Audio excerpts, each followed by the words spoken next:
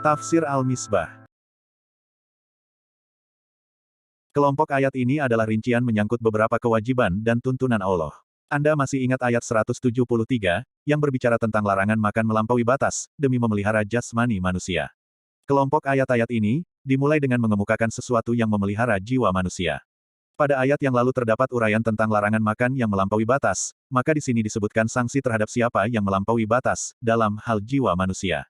Pemeliharaan jiwa manusia dapat terlaksana melalui syariat. Salah satu syariat agama adalah qisas, yakni perlakuan yang sama dengan perbuatan, dalam menjatuhkan sanksi seperti pembunuhan dengan pembunuhan, dan luka dengan luka serupa.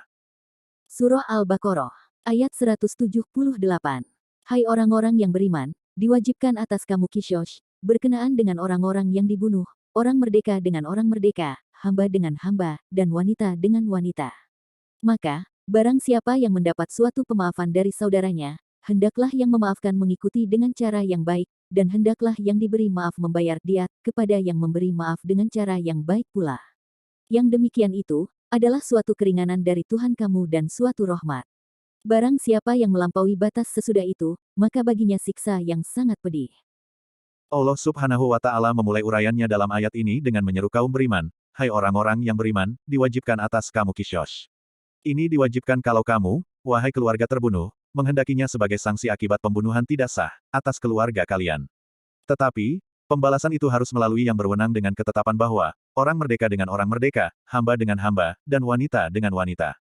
Jangan menuntut seperti adat jahiliyah, membunuh orang merdeka walau yang terbunuh adalah hamba sahaya, jangan juga menuntut balas terhadap dua atau banyak orang, kalau yang terbunuh secara tidak sah hanya seorang. Karena makna qisas adalah persamaan. Boleh menuntut bunuh lelaki walau ia membunuh wanita, demikian juga sebaliknya, karena itulah keadilan dan persamaan dalam mencabut nyawa seorang manusia. Tetapi kalau keluarga teraniaya ingin memaafkan dengan menggugurkan sanksi itu, dan menggantinya dengan tebusan, maka itu dapat dibenarkan. Di sini terlihat bahwa, agama tidak memaksakan pemaafan, karena pemaafan yang dipaksakan akan berdampak buruk. Keluarga yang ingin memaafkan dengan pertimbangan apapun, dapat dibenarkan bahkan terpuji. Maka barang siapa yang mendapat suatu pemaafan dari saudaranya sekemanusiaan, hendaklah yang memaafkan mengikuti dengan cara yang baik, dan hendaklah yang diberi maaf membayar diat, yakni tebusan kepada yang memberi maaf dengan cara yang baik pula. Jangan sekali-kali yang memaafkan menuntut tebusan melampaui batas yang wajar, dan jangan juga yang harus menebus menunda-nunda tanpa alasan atau mengurangi pembayaran tebusan. Yang demikian itu, yakni ketetapan hukum tersebut, adalah suatu keringanan dari Tuhan kamu, agar tidak timbul dendam atau pembunuhan beruntun, ia juga merupakan rahmat bagi keluarga korban dan pembunuh.